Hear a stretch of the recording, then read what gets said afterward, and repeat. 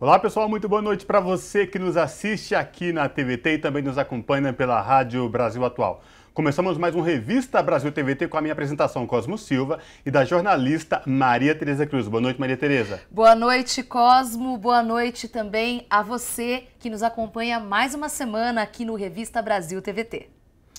O Brasil ultrapassou nesta semana a marca oficial de 20 milhões de infectados pela Covid-19. Entretanto, esse número pode ser ainda maior por conta que tem as subnotificações, já que nunca foi executado um Plano Nacional de Testagem em massa no país. Em relação ao número de mortes, ultrapassamos a triste marca de 560 mil vidas perdidas por conta do coronavírus. O Brasil é o segundo país do mundo com maior número de mortes nesta pandemia, que começou em março de 2020, atrás apenas dos Estados Unidos. O avanço da vacinação vem surtindo bons resultados, como esperado. Contudo, o processo poderia ter sido mais veloz se não fosse a má gestão da pandemia pelo governo federal. E por falar em pandemia, a CPI do Senado, que apura ações e omissões do governo de Jair Bolsonaro frente à maior crise sanitária, retomou os trabalhos nesta semana. No radar da comissão, o crime de prevaricação do presidente, além da aquisição de imunizantes que está envolta em um complexo esquema de favorecimento ilícito e corrupção. O Revista Brasil TVT deste domingo repercute o cenário da pandemia no Brasil e a CPI da Covid no Senado.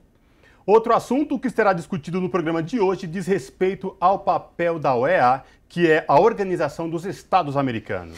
Após a ação conturbada no processo eleitoral na Bolívia, o órgão vem recebendo duras críticas e questionamentos sobre seu papel na América Latina e Caribe. E no início desta semana, o ex-presidente Lula deu entrevista na Rádio Brasil Atual. Nós separamos os principais pontos dessas entrevistas e vamos reprisar hoje no Revista Brasil TVT. Jair Bolsonaro vem atacando diariamente o sistema eleitoral brasileiro e o Tribunal Superior Eleitoral, com mensagens diretas ao presidente daquela corte, ministro Luiz Roberto Barroso. Na última terça-feira, em votação unânime, o plenário do TSE encaminhou ao Supremo Tribunal Federal pedido para investigar o presidente por disseminação de fake news contra a urna eletrônica. Esse assunto também será discutido no programa de hoje. E para finalizar, temos um momento cultural com Colibri na quarentena. Você acompanha o Revista Brasil TVT também pelo YouTube, youtube.com/RedeTVT. E após o conturbado processo eleitoral na Bolívia, a OEA, que é a Organização dos Estados Americanos, vem recebendo duras críticas e questionamentos sobre o seu papel na América Latina e Caribe. Para falar sobre essa questão, o Revista Brasil TVT conversa agora com Pablo Gentili, que é doutor em Ciências da Educação pela Universidade de Buenos Aires. Boa noite, professor Pablo Gentili. Prazer em falar contigo. Boa noite. É um prazer para mim estar novamente na TVT. Prazer é todo nosso, professor. Professor, eu queria que o senhor trouxesse para a gente, aí, para os nossos telespectadores da TVT e ouvintes da Rádio Brasil Atual, esse processo pelo qual vem passando a OEA, né? Depois do processo conturbado na Bolívia, vários chefes de estados, inclusive o presidente da Argentina e o presidente mexicano, vem tecendo duras críticas à OEA. Eu queria que o senhor fizesse uma avaliação do atual momento vivido pelo órgão aqui para a América e a América Latina. Bom, primeiro é importante lembrar que a OEA foi criada em 1948 e alguns dos seus objetivos fundamentais foram poucas vezes respeitados. Não apenas nesse período absolutamente triste, lamentável, penoso que atravessa a OEA durante a gestão do secretário-geral Almagro, o ex-chanceler uruguaio que dirige a OEA, sino muitos outros momentos onde a OEA mostrou uma grande incapacidade para cumprir os seus objetivos. Seus objetivos é criar uma ordem de paz e justiça, fomentar a solidariedade entre os povos americanos, fortalecer a cooperação, defender a soberania, é fundamental essa questão, a soberania de cada uma das nações americanas, e a sua integridade territorial e sua independência. Questões que, especialmente durante os últimos anos, mas não apenas nos últimos anos, foram colocadas sem dúvida em risco, e especialmente numa gestão de um chanceler que criou grandes expectativas para a OEA. Almagro foi o chanceler do governo da esquerda uruguaia, apesar de que, assim que começou a crise na Venezuela e os ataques que o secretário-geral da OEA, Almagro, realizava contra o governo de Nicolás Maduro, ele foi expulso da Frente Ampla Uruguaia e rapidamente mesmo Pepe Mujica, ele foi o chanceler do Pepe Mujica, se diferenciou dele. Essa grande expectativa que tinha criado a nomeação do Almagro rapidamente desapareceu porque Almagro demonstrou ser um funcionário totalmente funcional aos Estados Unidos, especialmente durante o governo Trump, e ele transformou a OEA numa instituição que, longe de fortalecer os processos democráticos na região, os enfraqueceram, os fragilizaram ainda mais. Evidência disso é a participação da OEA na crise da Venezuela. O governo de Nicolás Maduro se retirou da OEA, mas a OEA continua reconhecendo como representante dentro da OEA da Venezuela uma figura totalmente inexpressiva e ilegítima, que viola a soberania da Venezuela, porque a OEA se atribui o direito de reconhecer um representante do Estado que não é indicado pelo próprio Estado. Também mostrou um lamentável, patético papel no golpe da presidenta Dilma Rousseff. No início, a Comissão Interamericana dos Direitos Humanos mostrou um claro apoio ao governo soberano da presidenta Dilma, mas claramente Almagro voltou a fazer esse papel de lacaio dos Estados Unidos, viajando para o Brasil em outubro de 2016, mantendo um encontro com o presidente golpista Michel Temer, considerando que Temer mantinha um compromisso inalterado com a democracia, e considerando que o Brasil estava transitando por um momento de normalidade democrática. Portanto, em absolutamente cada uma das iniciativas que a OEA desenvolveu nesses últimos anos, a OEA se colocou contra a institucionalidade democrática, fragilizou processos democráticos, colocou em risco a soberania nacional e não fez outra coisa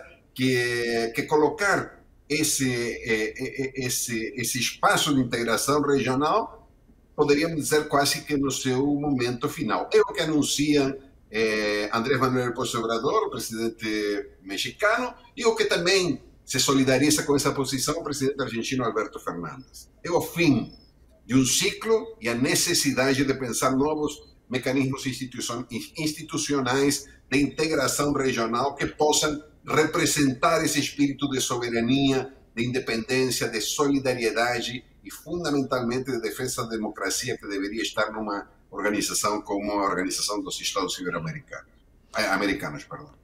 Professor, eu ia justamente pegar esse gancho da declaração específica do presidente mexicano López Obrador, porque de fato foi uma declaração forte, até mesmo considerando a figura dele, muito internalizada e agora, de certa forma, se manifestando bastante nessa política da América Latina, né, dessas relações.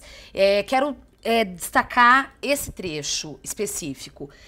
Abre aspas, nesse espírito não se deve descartar a substituição da OEA por um organismo verdadeiramente autônomo, não lacaio de ninguém.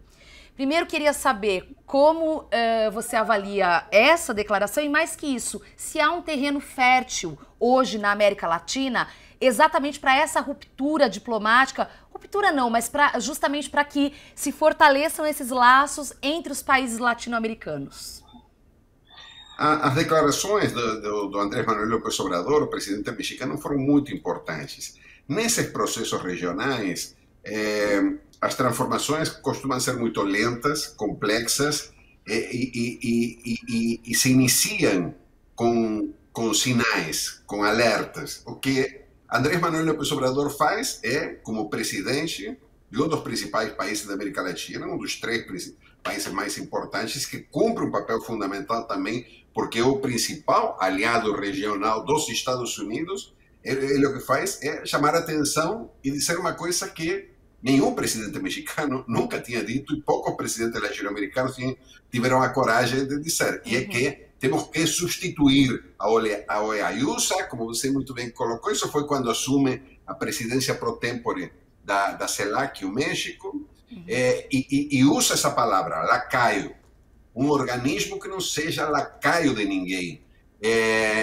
que funcione, acrescentará como mediador em função das demandas dos estados e de aceitação das partes do conflito, porque o que a OEA fez no golpe também da Bolívia foi tomar partido pelos golpistas e pela presidenta golpista, claramente, inclusive, mudando de forma fraudulenta auditorias que mostravam que supostamente o processo eleitoral que tinha consagrado o Evo Morales presidente da Bolívia era ilegítimo e dando espaço a que a dirigente da direita, Janine Áñez, assumisse a presidência. E assim como agora a Áñez está sendo processada, Almagro pede ou considera que ela está sendo perseguida politicamente. Não teve a coragem de dizer que Temer está sendo perseguido politicamente. Mas por enquanto, porque Almagro sempre acaba surpreendendo. O que é importante também é que Almagro intervém nas disputas internas dos nossos países. Isso é muito importante entender. O presidente Alberto Fernandes, a primeira reclamação contra a OEA foi quando Almagro designa a Maria Eugênia Vidal, que é uma das principais representantes da oposição na Argentina, como a chefa da missão de observação eleitoral nas eleições de El Salvador, sem consulta com o Estado argentino. Ou seja, imaginem vocês o escândalo que significaria que, por exemplo, a OEA designasse a Fernando Haddad representante do Brasil hoje. O que diria o governo Bolsonaro? Seria considerado um absurdo, e até mesmo uma violação da soberania. Isso que Almagro faz o tempo todo nos nossos países. Designou recentemente como assessor um político salvadorenho que está sendo processado por corrupção no seu país, gerando uma enorme crise também pela interferência na política do El Salvador. As declarações de Andrés Manuel López Obrador, portanto, abrem um caminho. Nós não podemos dizer que essa é a declaração que cria as condições para inaugurar um novo ciclo de uma nova institucionalidade de integração. Mas é o anúncio, porque quando o Andrés Manuel fala isso, logo em seguida o presidente argentino se soma às declarações do Andrés Manuel López Obrador e reclama da fragilidade da organização e também da absoluta caráter periférico que a OEA tem nos grandes assuntos regionais. Porque nós vivemos, por exemplo, um cenário no qual a distribuição das vacinas no mundo foi profundamente injusta e desigual e prejudicou enormemente os países latino-americanos. No Brasil, nós tivemos uma política intencional, genocida, de abandono das condições de proteção e cuidado da saúde pública, mas o Brasil é um país que tem condições, como demonstrou o governo Lula, de vacinar em pouco tempo milhões de pessoas. Bolsonaro não fez isso porque não quis, e por isso é o genocida, pelo abandono que deixou a população. Mas muitos países da América Latina não têm a menor condição de concorrer, de disputar, e não são pequenos e periféricos países como Peru, países como Equador, sim? Países como a Bolívia têm enormes dificuldades para enfrentar a capacidade de negociação num cenário internacional tão complexo como o que enfrentamos na pandemia. A OEA se manteve absolutamente omissa. Foi uma espécie de bolsonarização da OEA em termos sanitários. Não tem nada a ver. Almagro continuava como se não existisse pandemia e como se ele não tivesse também que funcionar. Até o presidente Biden apareceu com um processo de doação de vacinas na região sem sequer utilizar. Portanto, o que o presidente Alberto Fernandes diz é que é uma organização que acaba demonstrando que só serve para apoiar tudo que tem de ruim na América Latina. E isso é muito grave, porque na América Latina nós temos experiências de integração regional extraordinárias e importantíssimas, como foi a Unasul, como foi a CELAC, iniciativas nas quais o Brasil foi, sem dúvida, um impulsionador, um promotor dessas políticas de integração. Mas também tivemos experiências trágicas de integração regional, como foi o Plan Condor, como foi todo o processo de articulação das nossas ditaduras militares. Almagro parece querer ressuscitar esse caráter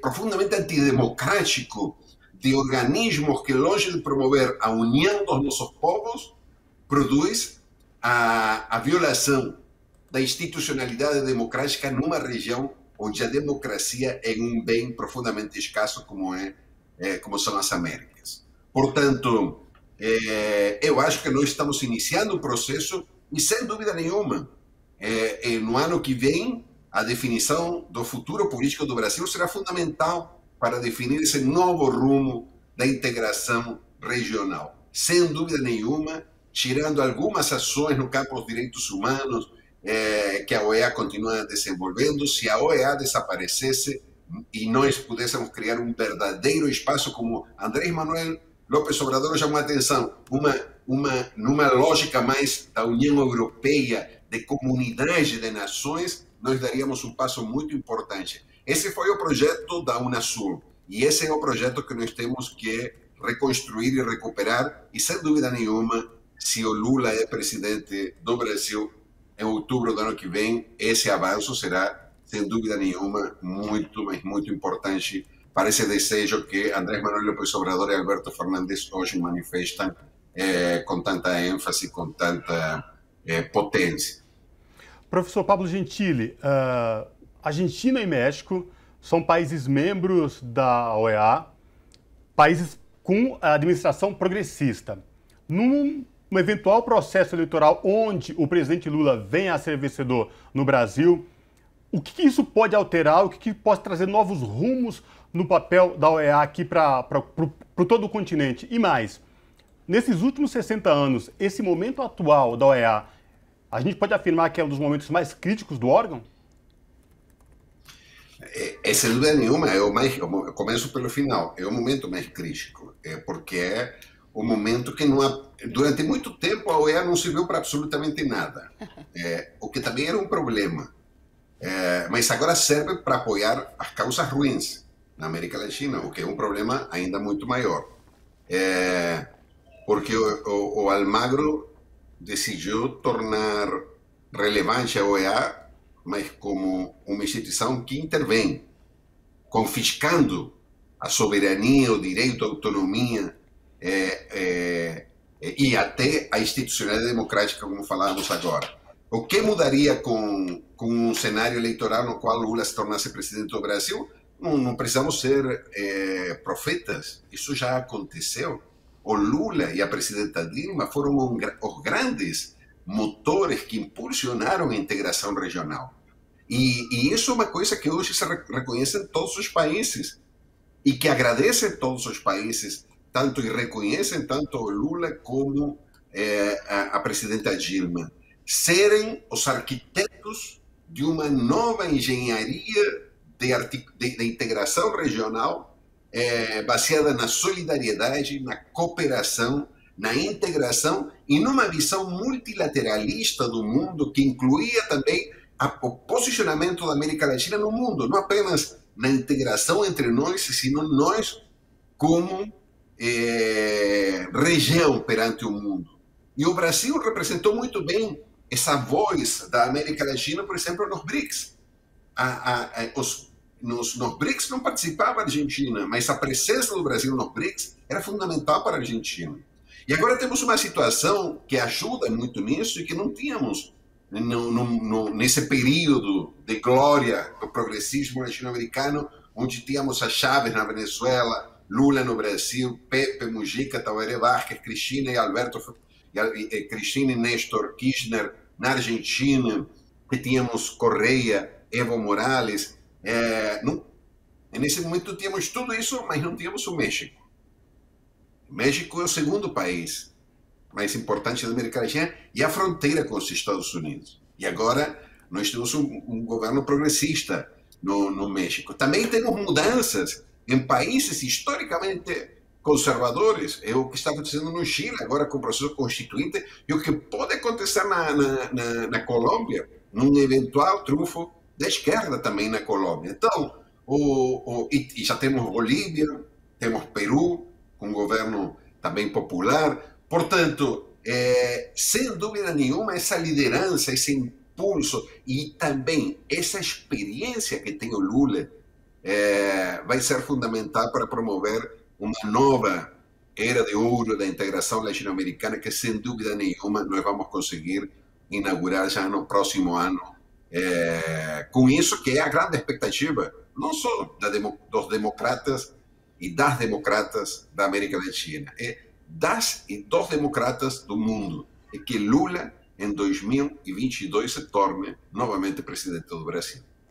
E de fato, professor, a gente já está encerrando, mas de fato, realmente, caso Lula venha a vencer e caso haja uma mudança na Colômbia, haverá uma grande modificação, porque hoje o que a gente vê é o estreitamento de Duque e Bolsonaro, né? Colômbia e Brasil estreitando, inclusive no passado, fazendo a dobradinha para apoiar o Almagro, né, professor? Sem dúvida nenhuma. Mas isso vai acabar. Voltará a democracia no Brasil. E a Colômbia, assim como o Chile, deixará finalmente esse ciclo que parecia inalterado de quase meio século de governos profundamente conservadores, reacionários e neoliberais. E nós nos aproximamos inclusive hoje, que a Colômbia tem um governo duro de direita, mas ainda assim, como também tem o Chile, ainda assim se expressa um crescimento da esquerda e a forças progressistas como nunca viveu a Colômbia. E o mesmo acontece no Chile.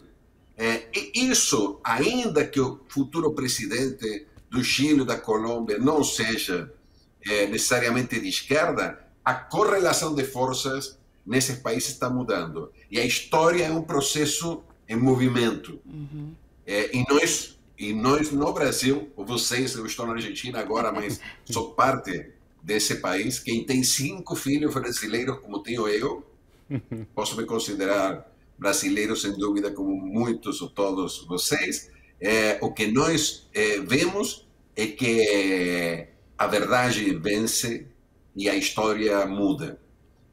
O que parece ser um processo inalterado, uma sucessão de derrotas, pode se transformar num determinado momento numa grande oportunidade para uma nova vitória popular. Isso que estamos vivendo no Brasil. Num momento trágico, com tanta morte, com tanta destruição, racismo, xenofobia, com um presidente neofascista que é uma verdadeira vergonha para os democratas do mundo. Mas, novamente, a história é um processo de luta contínuo. E a história muda com a luta. E nisso é que nós estamos trabalhando, e por isso a América Latina voltará a viver um momento de glória na sua integração regional. E com isso, com essa mensagem de esperança, eu quero agradecer demais o professor Pablo Gentili, doutor em Ciências da Educação pela Universidade de Buenos Aires, mais uma vez aqui no Revista Brasil TVT. Prazer imenso falar com o senhor, professor. Até uma próxima. Até a próxima. Muito obrigado a vocês. Abraço. Pelo convite. Abraço. Abraço.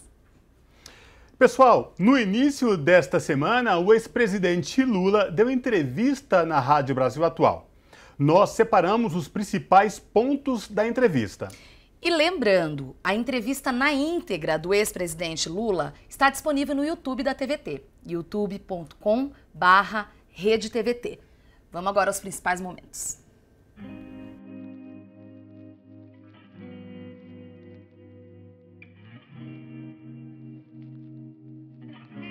E ele agora está aprendendo que a velha política é a política que sempre existiu no Brasil, e ele, para sobreviver, está tendo uma relação promíscua com a velha política, porque o relator do orçamento tem 20 bilhões de reais para gastar nessas eleições agora, o presidente da Câmara tem mais 3 bilhões e ainda falta fazer um orçamento para as eleições. Então, meu caro, eu acho que as instituições estão certo, e o Bolsonaro tem que aprender uma lição. A gente faz política com quem a gente tem, a gente faz política com quem foi eleito, a gente faz política com os partidos que existem e não fala bobagem, a gente governa. Então, é isso que eu gostaria de dizer para você, que as instituições estão no caminho certo para tentar corrigir a insanidade do presidente.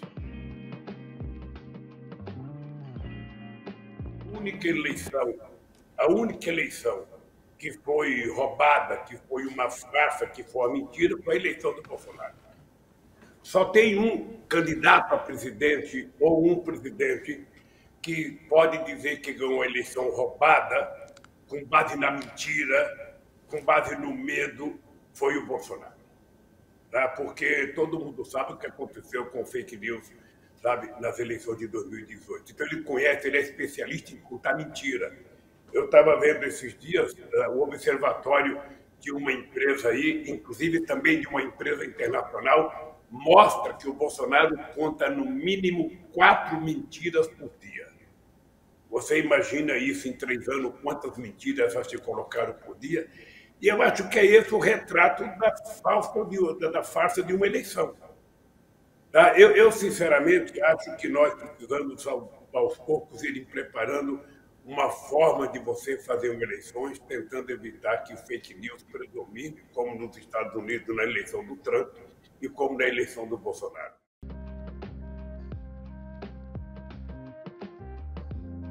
Acho que a gente poderia analisar a CPI, primeiro dando à CPI um crédito muito grande para que ela possa mostrar para a sociedade brasileira, com as investigações que ela está fazendo, o que verdadeiramente aconteceu com a questão do Covid-19, as vacinas, a corrupção envolvendo muita gente na compra de vacinas. Eu acho que isso é muito importante. Eu acho que a CPI tem agido com muita seriedade. Acho que o presidente da CPI, o Aziz, eu acho que o relator da CPI, o Renan, acho que os membros da CPI estão agindo com muita seriedade. E você tem a parte das pessoas que defendem o governo que não sabe mais como defender o governo. Não tem mais argumento, porque quanto aos fatos, não há argumento. Ou seja, já está provada a quantidade de crimes que foi cometido nessa questão da vacina, crimes que, na verdade, as pessoas precisam ser responsabilizadas por muitas mortes que aconteceram no Brasil. E eu espero que a CPI continue com a mesma seriedade, sabe, investigando todas as pessoas.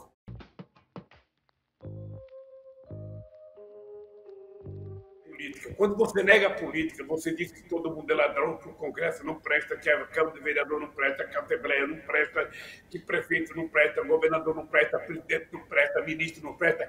Quando você começa a negar tudo isso, o resultado é o fascismo, o resultado é o nazismo, o resultado é a ditadura. É um governo autoritário. E isso não é bom para a política. A política é extraordinária ser exercida democraticamente porque ela permite alternância de poder. Não apenas a alternância de pessoas, mas a alternância de classes sociais. Você pode ter um intelectual, você pode ter um metalúrgico, você pode ter um engenheiro, você pode ter um empresário, você pode ter, sabe, um jovem, você pode ter um monte de gente que pode, sabe, de forma alternativa, exercer o poder, e é isso que garante a democracia. É por isso que eu, efetivamente, não nego a política e eu acho que não existe saída para os problemas da sociedade mundial fora da política.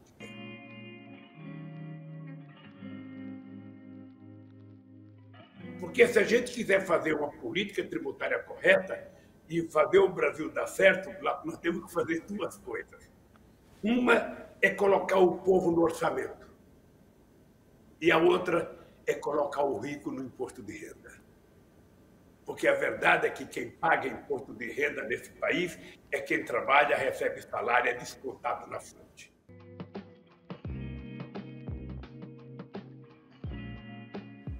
A promessa que eles fizeram, ou seja, aquelas bobagens de criar carteira verde e amarela, aquelas bobagens de todo mundo vai ser pequeno empreendedor. Ou seja, na verdade, o que eles queriam era fazer com que o trabalhador perdesse a garantia que tinha no emprego, perdesse o seu compromisso, sabe, de ser tratado de forma civilizada pelos empresários na hora da contratação, de ter uma carteira assinada, de ter umas férias, de ter um 13º, de ter um processo de seguridade, de assistência médica, assistência à saúde. Eles, na verdade, o que eles queriam era se livrar disso.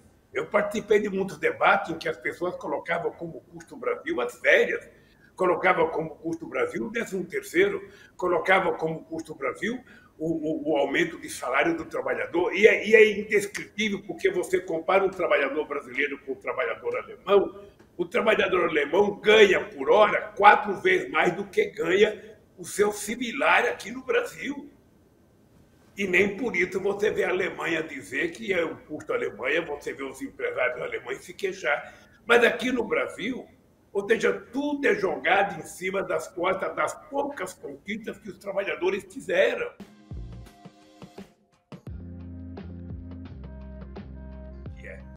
Muita gente fala, mas pouca gente sabe como é que a gente vai gerar os empregos necessários para a juventude.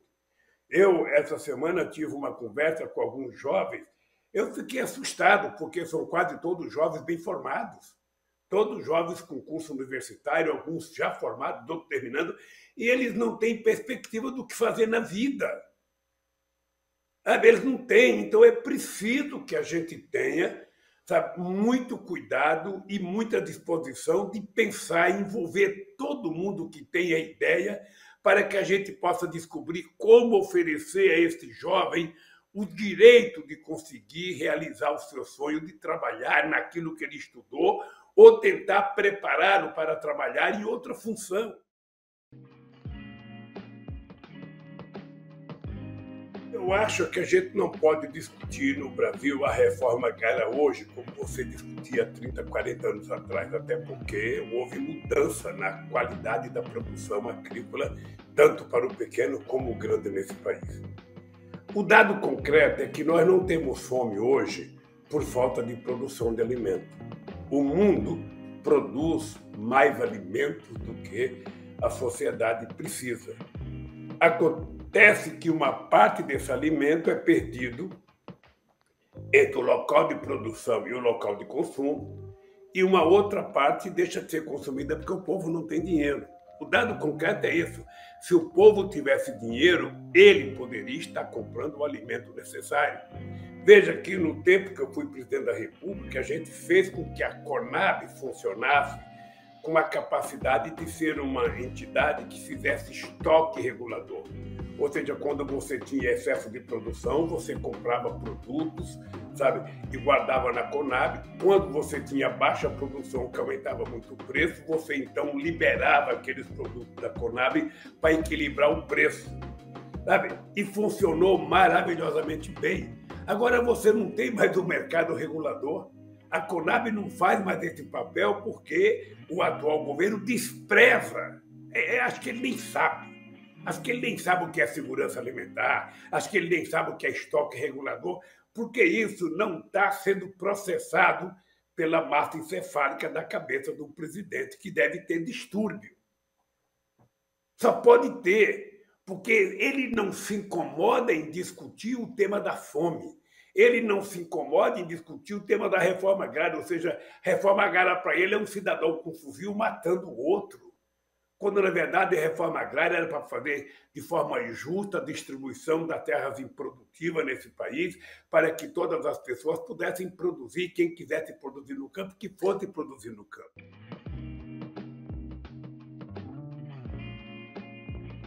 E nós temos que levar muito, mas muito a sério o Congresso Nacional. Ou seja, não adianta a gente ficar falando em reforma agrária e depois a gente eleger 2 sem terra para deputado e 380 membros de uma bancada ruralista. Não adianta a gente ficar falando na reforma trabalhista que a gente quer, depois você elege 2 trabalhadores lá e 300 empresários. Assim você não vai fazer nunca. Você não vai fazer nunca. E o que é grave é que, às vezes, os empresários não aparecem na propaganda como empresário. Sabe? O fazendeiro, muitas vezes, não aparece na propaganda como fazendeiro, para ficar mais fácil as pessoas definir. Às vezes as pessoas aparecem como médico, às vezes as pessoas aparecem como advogado, sabe? Mas nunca aparece lá fazendeiro, nunca aparece. Então, é preciso que a gente pense na bancada. E o PT, fazia tempo que eu não vi o PT discutir com a seriedade que está discutindo a eleição para a Câmara dos Deputados e para o Senado. O que eu acho que é um avanço para o PT, e eu acho que o PT poderá colher bons frutos.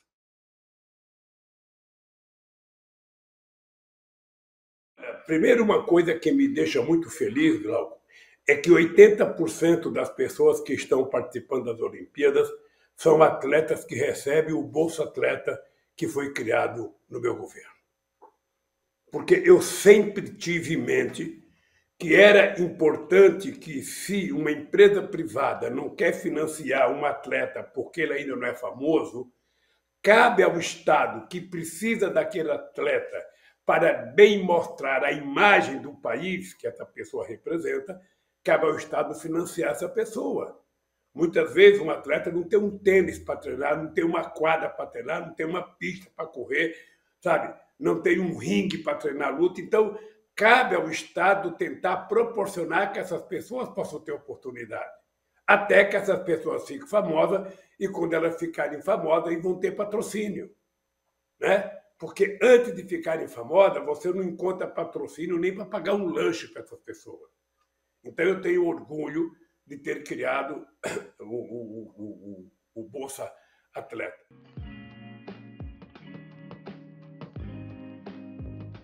E a sociedade não está feliz também por conta disso. Né? Eu tô dentro de casa desde março do ano passado. Sabe? Não é brincadeira. Não é brincadeira. Realmente, eu acho que as crianças sofreram, agora voltaram para a escola, vão ver se está tudo direitinho. Eu acho que ficar com criança presa dentro de casa é muito ruim. Acho que a família presa dentro de casa sempre gera um conflito, uma discussão a mais. Ou seja, então é preciso que nesse momento a gente tenha muita paciência, muita paciência, e que a gente pense que é possível recuperar esse país. Esse país pode e deve voltar a ser feliz.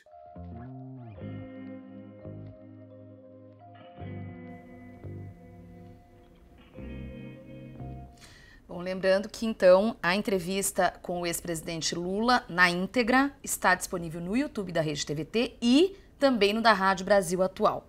E com isso, a gente vai para um breve intervalo aqui no Revista Brasil TVT e volta já já. Não saia daí.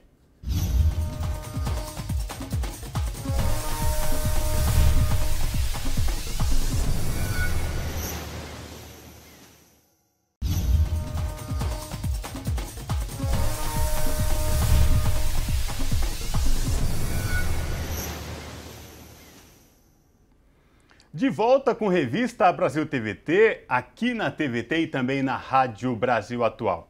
Pessoal, a CPI do Senado, que apura ações e omissões de Jair Bolsonaro frente à maior crise sanitária, retomou os trabalhos nesta semana. No radar da comissão, o crime de prevaricação do presidente, além da aquisição de imunizantes que está envolta em um complexo esquema de favorecimento ilícito e corrupção.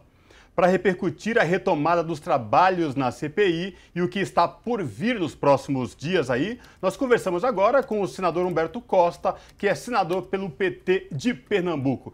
Boa noite, senador Humberto Costa. Prazer falar com o senhor. Boa noite, uma alegria poder falar com vocês, falar com a TVT e o Brasil Atual. Uma alegria. Prazer é todo nosso, senador. Senador, os trabalhos na CPI retornaram, né, após um breve recesso. Eu queria que o senhor falasse para os nossos telespectadores aqui da TVT e também ouvintes da Rádio Brasil Atual desta primeira semana dos trabalhos aí na CPI após o recesso. Bem, eu acho que nós retomamos ainda um pouco como é segunda temporada de qualquer série, ainda tateando, né? Acho que os depoimentos dessa semana, eles não trouxeram, assim, grandes novidades, mas eles serviram para reforçar, não é, algumas leituras que nós fazemos desse processo como um todo. Eles nos ajudaram a reforçar a nossa convicção de que esse é um governo que não tem qualquer tipo de controle, que não tem transparência, que as pessoas facilmente têm acesso ao centro de poder do governo, especialmente lá do Ministério da Saúde, e que utilizam-se de facilitadores, né, o chamado tráfico de influência, para acessar sem grande dificuldade esse centro de decisão e para tentar, de alguma maneira, influir no conteúdo dessas decisões, né? Então, isso é muito grave, é uma demonstração de que nós estamos vivendo sob um desgoverno, né? Um governo que não tem absolutamente qualquer tipo de controle sobre o que acontece na máquina pública. Isso foi bastante reforçado nos depoimentos dessa semana. Senador, queria destrinchar um pouco alguns desses depoimentos. O primeiro deles, queria saber a avaliação do senhor sobre a postura do reverendo Hamilton Gomes de Paula, da Secretaria Nacional de Assuntos Humanitários, que ali chorou, tentou fazer um meia-culpa, e assim como aconteceu com outros depoentes, por exemplo, o empresário Ayrton Antônio Soligo, o Ayrton Cascavel, tentou jogar ali para o colo do Dominguete, né? Porque tem acontecido essa coisa do passa ou repassa. Qual que é a avaliação do senhor com relação à postura e depoimento do reverendo? Eu acho que o reverendo ele ficou completamente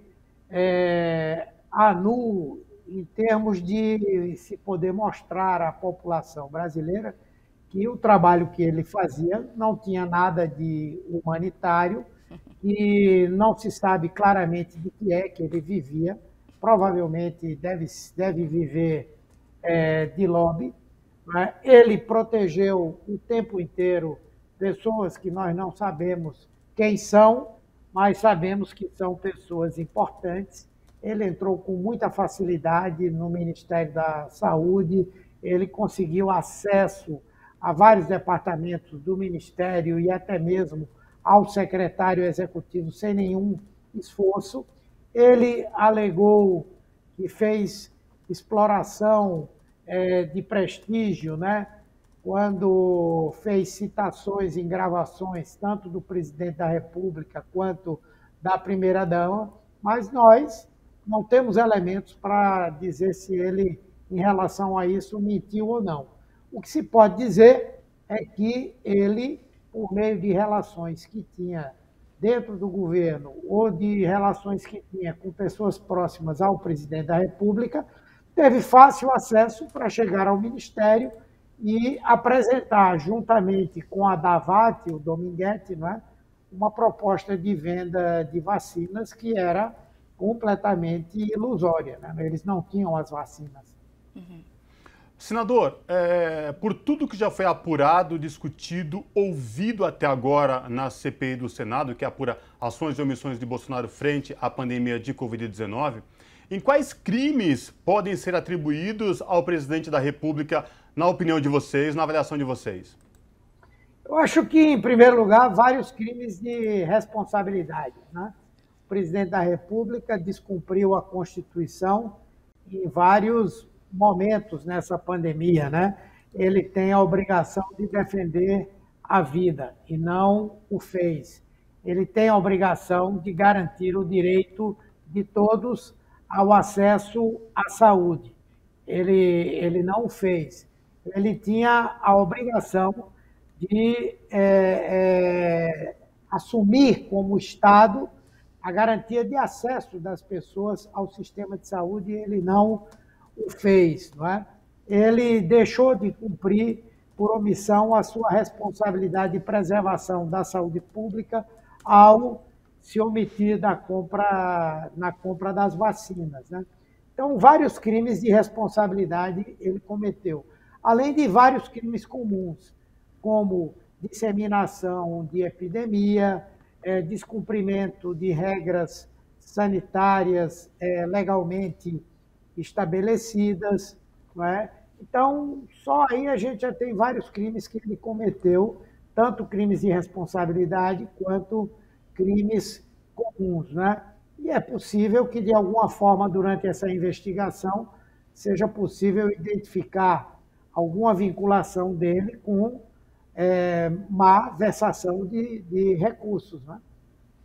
Senador, ainda nessa esteira da responsabilização, queria agora focar um pouco num depoimento que havia também bastante expectativa, porque essa figura foi citada ao longo das últimas semanas, antes do recesso, né, na verdade, da CPI, que é o ex-assessor de logística do Ministério da Saúde, Marcelo Blanco. Queria primeiro perguntar para o senhor o que se atendeu às expectativas, né, a declaração dele e, sobretudo, focar no fato de que ele informou a CPI que estava mesmo negociando vacinas para o setor privado, o que acaba sendo também um desvio de função, considerando a pandemia que a gente estava vivendo, que estamos vivendo ainda, melhor dizendo, mas que no ano passado está envolto em toda esses escândalos, e ele então assume isso. Qual que é a avaliação do senhor também sobre essa declaração?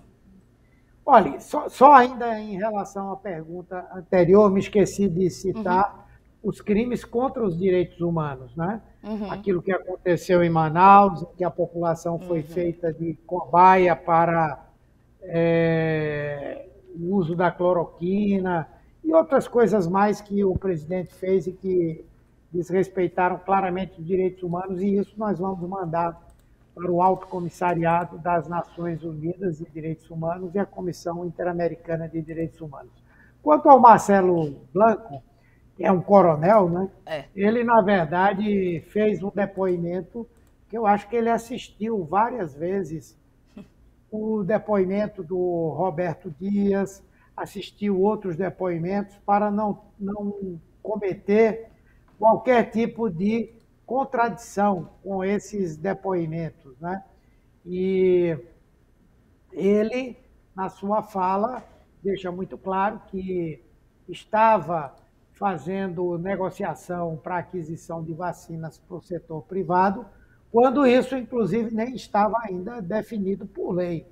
O Congresso, quando votou pela primeira vez, o Congresso votou uma proposta que a iniciativa privada só poderia comprar vacinas para doar para o SUS, não é? E depois que já houvesse a vacinação de toda a população vulnerável, aí 70% da população, não é?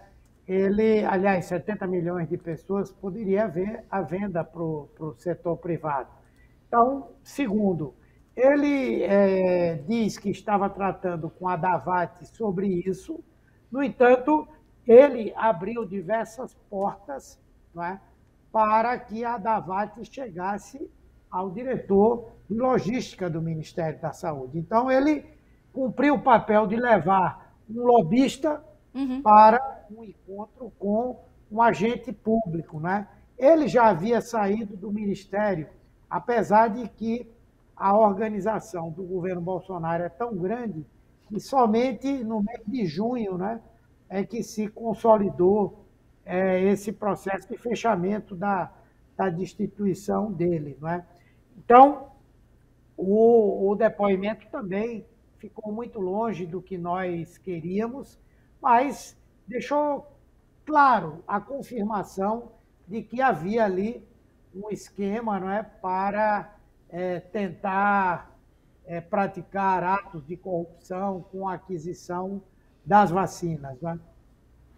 Senador, qual a expectativa para os próximos depoimentos, os próximos pessoas que vão ser ouvidas pela Comissão Parlamentar de Inquérito lá em Brasília, para a semana que vem? Tem aí, no próximo dia 12, quinta-feira, o Ricardo Barros, líder do governo na Câmara dos Deputados. Como é que vocês estão se organizando para fechar essa semana aí, que promete na próxima semana, nesta semana, aliás?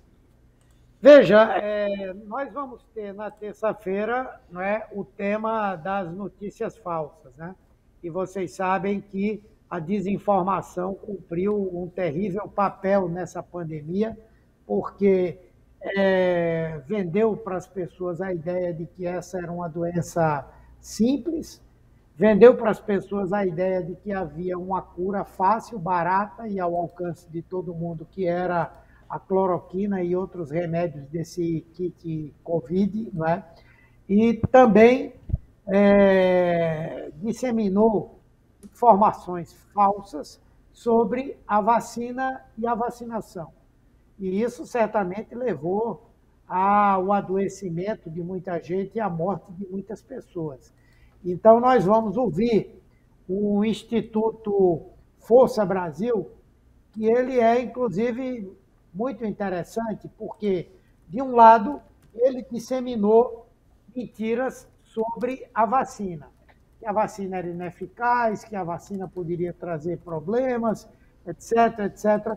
E, do outro, se associou ao senhor Hamilton, o reverendo Hamilton, para tentar vender vacinas no Ministério da Saúde. Veja que contradição, né? E nós pretendemos, nessa oitiva, tentar compreender como é que esse esquema de fato funcionava, né? Quem eram outros sites, outras pessoas que atuavam junto com o Instituto Força Brasil. Há pessoas na direção do Instituto Força Brasil que estão em vários inquéritos que apuram ameaças ao Supremo Tribunal Federal e também a tentativa de quebra da democracia no Brasil, não é? E nós queremos saber também sobre o financiamento desse Instituto Força Brasil, para que possamos estabelecer um paralelo com outros sites e blogs que fazem esse trabalho. No outro dia, nós vamos ter, antes da ida do Ricardo Barros lá para a CPI, nós vamos ter a presença da Vitamedic. Essa Vitamedic é uma empresa que produz ivermectina, uma das drogas aí do kit Covid, que teve um crescimento de faturamento monstruoso de 2020 para 2021 e que patrocinou uma associação chamada Médicos pela Vida, que fazia disseminação de informações além da prescrição desses medicamentos que não têm eficácia contra a Covid-19. A Vitamedic chegou a pagar, inclusive, páginas inteiras de grandes jornais nacionais apregoando o uso do kit Covid e referenciando essa associação Médicos pela Vida como um espaço de articulação importante dos profissionais de saúde. Inclusive, criou um aplicativo, né, em que os médicos podiam acessar e ali receber informações de como utilizar esses medicamentos. Senador, queria agora repercutir com o senhor o imbróglio da questão da investigação da Polícia Federal sobre vazamentos de depoimentos. Lembrando que o seu colega, senador Randolfo Rodrigues, se manifestou a esse respeito, porque o presidente Jair Bolsonaro vaza também informações e impõe sigilos a documentos dos filhos dele, entre outras coisas. Queria saber como o senhor está avaliando todo esse cenário. Se é mais uma tentativa, como muitas que Bolsonaro e seus apoiadores têm feito de ataques às instituições, na tentativa de atingir a CPI, se é outra coisa, qual a avaliação do senhor? Não, eu acho que Bolsonaro está vivendo um momento extremamente difícil, né? Ele está muito isolado politicamente. Hoje, o grande respaldo que ele tem é do Centrão, dentro do Congresso Nacional, por isso ele não sofre um impeachment hoje, mas do ponto de vista da sociedade, do ponto de vista da opinião pública, do ponto de vista dos setores econômicos, produtivos, dos partidos de um modo geral, afora o Centrão, e também dos meios de comunicação, tanto os meios de comunicação alternativos quanto a mídia tradicional, todos estão hoje contra Bolsonaro. E as pesquisas de opinião mostram que ele, pelo menos nos números de hoje, não conseguiria ser reeleito. E aí eu entendo que ele conta com a possibilidade de permanecer no poder com ou sem eleições. Então ele planeja, na minha avaliação, um autogolpe que garanta que ele possa continuar. Com quem ele conta? Com uma parte das Forças Armadas, com uma parte das polícias militares, com os milicianos, que hoje já são uma instituição para além do Rio de Janeiro, e conta também com esses grupos de motoqueiros, atiradores e caçadores, que também são fortemente vinculados a Bolsonaro, não é? Mas não conta com a população. Então, ele está criando toda uma situação para construir um pretexto com esse objetivo, né? E uma das coisas que compõem a construção desse pretexto é atacar os outros poderes, a independência e a autonomia dos poderes. Daí a briga dele com o Supremo e com o TSE, e agora ele está indo não para cima da CPI, mas para cima do Senado Federal. A CPI é um instrumento de fiscalização do Congresso Nacional e, como tal, não pode ser atacado nem investigado pelo governo. Senador, como é que está o clima aí em Brasília, nos bastidores, não só por conta da CPI da Covid-19, né, que é apurações e omissões de Bolsonaro, mas também diante de tudo isso, esses ataques à Constituição, ataques ao Estado Democrático de Direito, popularidade em baixa, desemprego em alta, como é que está repercutindo tudo isso aí entre os pares em Brasília? Olha, eu acho que há um clima de preocupação, há um clima de tensão. Não acredito que haja condições para Bolsonaro dar um golpe de Estado, porque para isso ele precisaria ter apoio de uma parte da sociedade, ter apoio das elites econômico-financeiras, ter apoio da mídia, nada disso ele tem. Ele só conta com essas forças a que eu me referi. Então, eu acredito muito mais na possibilidade de uma quartelada, de alguma coisa que não se sustenta, não é? Do que de um golpe de Estado. Mas a gente sabe que, em meio a uma quartelada, morre muita gente, a liberdade é sufocada, não é? Nós temos aí muitos direitos que são suspensos. Então, nós temos que fazer uma barragem democrática que envolva todos os setores da sociedade que estão contra essa tentativa de golpe, não é? E isso envolve o Congresso Nacional. O clima é um clima de tensão, mas é um clima também de resistência a essas sandices que esse governo vem fazendo. Senador, a gente já está encerrando, infelizmente o nosso tempo está se esgotando, mas ainda pegando carona nessa última pergunta, a gente sabe que um processo possível de impeachment envolve outras coisas, ele começa inclusive na Câmara dos Deputados, mas ainda sobre esse clima, o que mais falta para o afastamento do presidente? Considerando todas essas variantes da CPI da Covid e todas essas outras atitudes que ele vem tomando? Olha, para um impeachment, né, nós precisamos ter crime de responsabilidade. Há vários. Nós precisamos ter uma queda de popularidade significativa do governo. Ele está perdendo, mas ainda tem apoio aí de 20% a 25% da população. Lembrar que Dilma, quando sofreu impeachment, tinha 9%, Collor tinha 7%, Michel Temer tinha 9% e conseguiu permanecer. Mas a popularidade baixa pesa. A mobilização social, né? Nós tivemos aí um início de gente indo para a rua, mas parece que ainda é preciso um esforço maior para que isso repercuta sobre os parlamentares e que eles assumam a ideia do impeachment, né?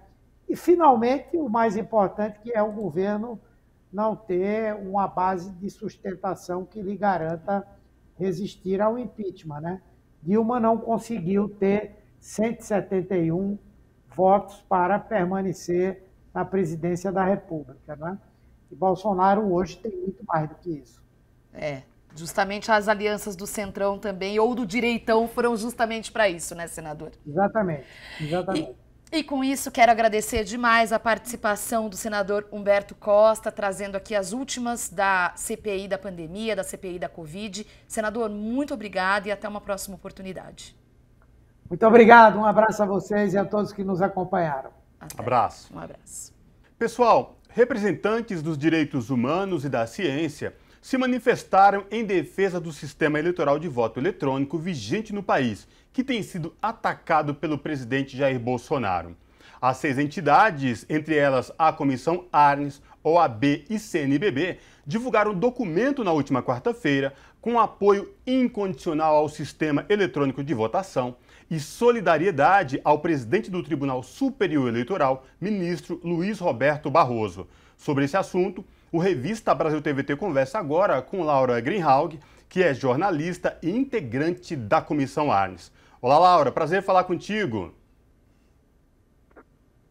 Prazer todo meu estar aqui de novo. Muito obrigada pelo convite. Prazer é todo nosso, Laura. Laura, esta semana, várias entidades dos direitos humanos e das ciências elaboraram um documento mostrando aí solidariedade ao presidente do Tribunal Superior Eleitoral e também defendendo o sistema de votação eletrônico. Ainda mais nesta semana, praticamente, onde todos os dias o presidente Jair Bolsonaro fez ataques constantes, não só ao sistema eleitoral brasileiro, como ao Estado democrático de direito. Eu queria que você fizesse uma síntese para a gente deste documento elaborado pelas entidades e sobre todo esse momento que o país vem passando. Então, olha, é uma oportunidade de resgatar um pouco a história de atuação junta dessas 6 entidades tão conhecidas dos brasileiros, né? Que é a Ordem dos Advogados do Brasil, a CNBB, a Associação Brasileira de Imprensa, a Academia Brasileira de Ciências, a Sociedade Brasileira pelo Progresso da Ciência, a SBPC, e a Comissão Arnes, da qual eu faço parte. Em março do ano passado, logo, um pouquinho antes da pandemia, enfim, tomar conta das nossas vidas e das nossas preocupações, essas 6 entidades já se uniram num documento que foi público, que inclusive publicado em mais de grande população. Essas 6 entidades já chamaram atenção para os ataques à democracia que foram feitos naquele momento, né, com o presidente atacando, né, o Supremo Tribunal Federal, o Congresso. Então, naquele momento, ou seja, no ano passado, no início do ano passado, essas entidades se uniram, né, para fazer um manifesto conjunto e chamar a atenção da sociedade que cabe a nós, quer dizer, a Constituição é a guardiã da nossa democracia e cabe a nós estarmos muito vigilantes para que isso, de fato, seja guardado. Naquele momento, nós prevíamos já uma escalada autoritária, um processo de erosão democrática que vinha no bojo desse governo e muito protagonizado pelo presidente da República. E, enfim, lançamos o documento lá. Em abril de 2020, com a situação da pandemia piorando muito e já todos os sinais de que o Brasil não estava realmente coordenado para enfrentar esses tempos difíceis, né? Nós, então, essas 6 entidades lançaram o Pacto pela Vida e pelo Brasil, que é um documento que tem mais de 150 entidades endossando. Nós nos focalizamos mais a questão da pandemia, da saúde da população brasileira. No entanto, nos últimos tempos, de novo, esse grupo de entidades passou a olhar com muita preocupação o cenário repetitivo, né, de ataques às nossas instituições e, fundamentalmente, ataque à nossa democracia. Isso agora tomou corpo num ataque muito grande, né, muito centrado do presidente da República no sistema eleitoral eletrônico, nas urnas eletrônicas. levantando todo um mundo, né, de suspeitas sobre um sistema que a gente sabe, todos sabem, e ele próprio sabe, é um sistema com um grau de eficiência altíssimo e um sistema que até hoje não trouxe nenhum caso de fraude tão preocupante como ele diz, e ele alega dizer nas suas sucessivas falas. Então, diante dessa escalada obscurantista, negacionista, agora em relação ao nosso sistema eleitoral, né, quando ele diz que ou haverá eleições limpas ou não haverá eleições, quer dizer, o que ele está dizendo é o seguinte: ou as eleições limpas serão aquelas cujo resultado eu espero que aconteça, ou então não vai nem ter o processo eleitoral. Então, diante disso, quer dizer, é algo tão inimaginável, é tão intolerável isso, que nós decidimos, as 6 entidades decidiram que, há dias, que era o momento de se manifestar em bloco, porque não se pode simplesmente aceitar o que vem acontecendo. Eu não sei se eu paro por aqui ou se eu posso continuar.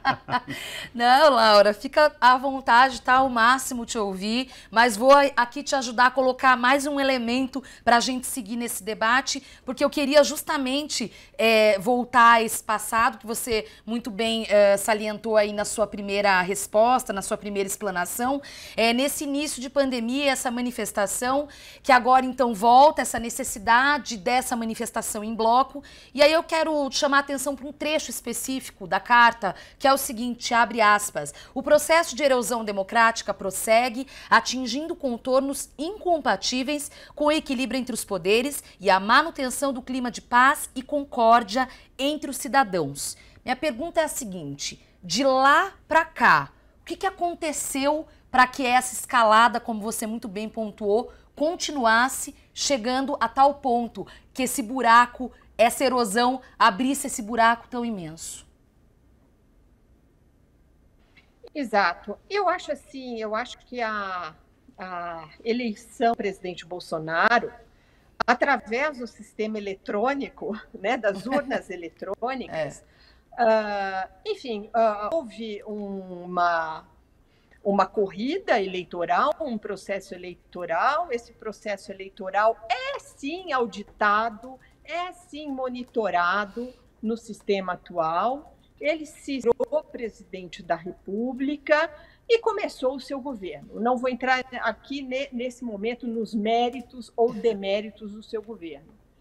Acontece que o que a gente está vendo nos últimos, enfim, em 2020, isso ficou muito claro e prossegue agora em 2021, é essa quase perplexidade diante do presidente que nós temos, né? É um presidente que, ao longo de todos esses meses de pandemia, o que ele soube fazer é estimular tratamentos sem efeito algum, chamar as pessoas de maricas, aquelas que acham que tem que fazer o distanciamento social, atacar, trocar ministros da saúde, atacar quem não concorde com a cartilha, digamos, epidemiológica dele, ele que não entende nada de epidemiologia, vamos dizer aqui.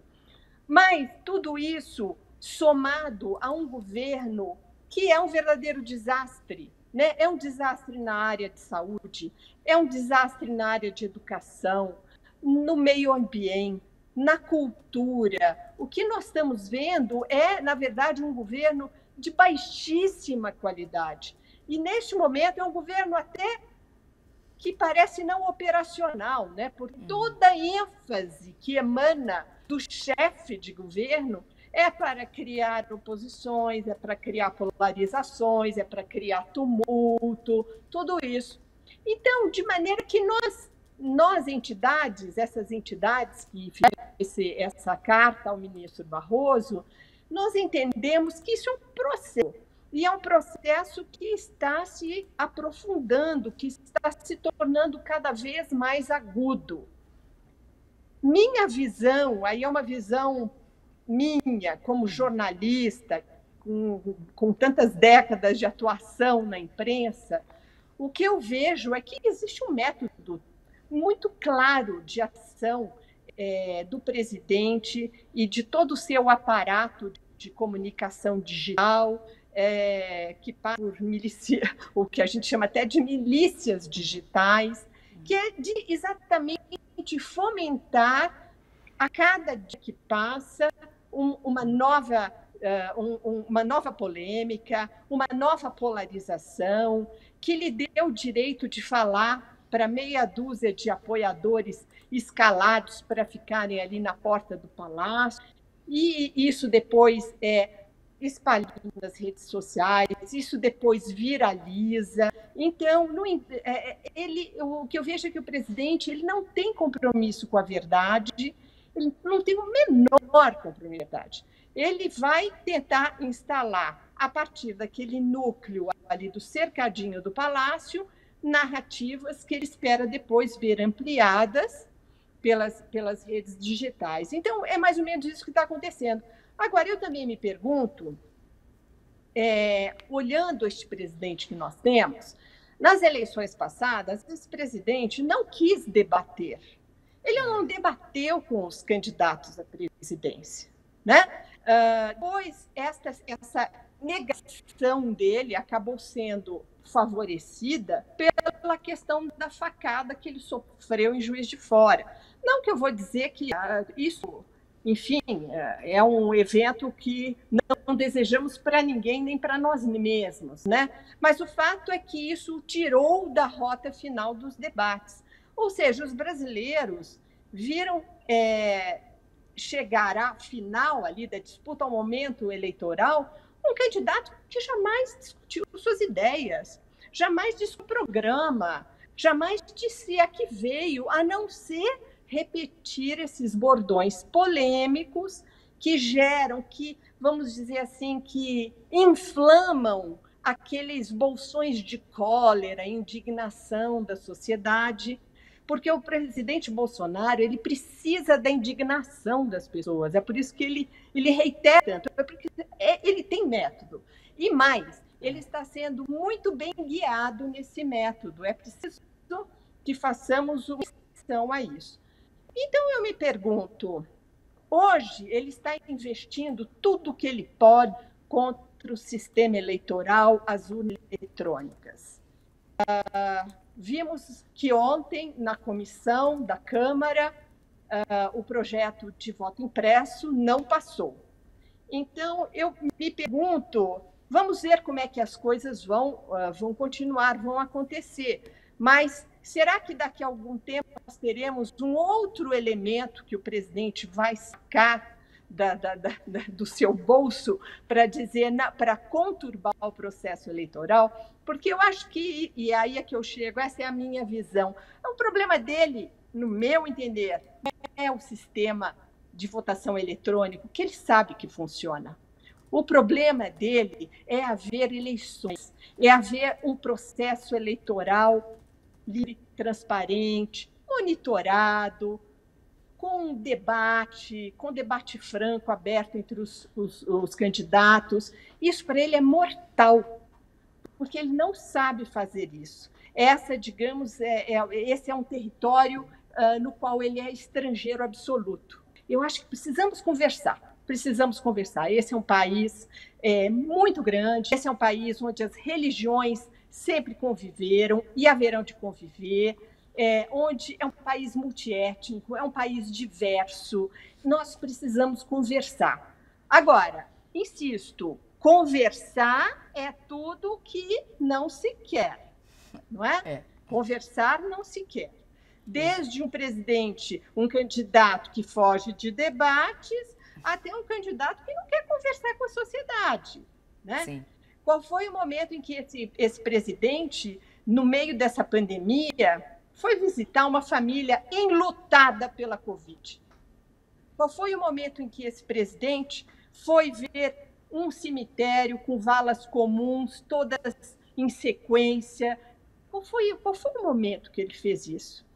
Qual foi o momento em que ele prestou solidariedade à dor dos brasileiros? Nunca. Nunca.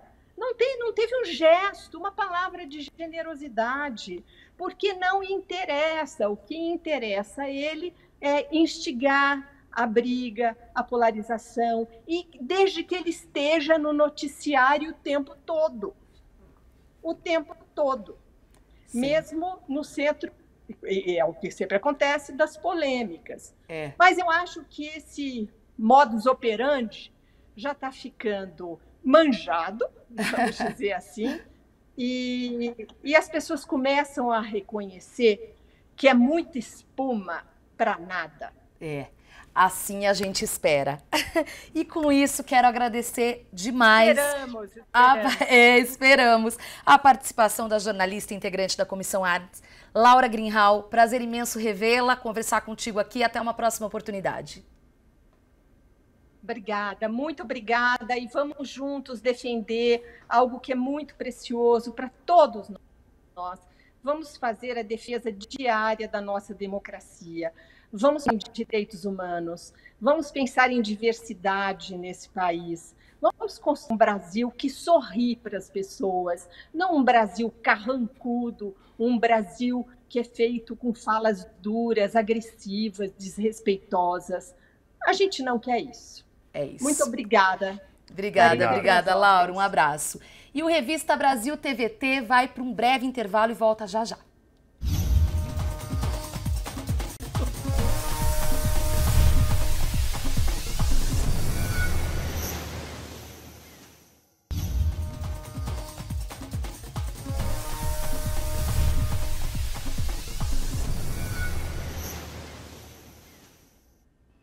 De volta com Revista Brasil TVT, aqui na TVT e também na Rádio Brasil Atual. Pessoal, o Brasil ultrapassou nesta semana a marca oficial de 20 milhões de infectados pela Covid-19. Em relação ao número de mortes, ultrapassamos a triste marca de 560 mil vidas perdidas, vítimas do coronavírus. Em meio a esse cenário, governadores começam a flexibilizar medidas. Já se fala até em festa para se comemorar o fim da pandemia. Para repercutir o atual momento da pandemia no país, nós conversamos agora com Maria Helena Machado, que é pesquisadora da Fiocruz. Boa noite, Maria Helena Machado. Seja muito bem-vinda. Boa noite, muito obrigada pelo convite. Tá aqui. Prazer é nosso falar contigo.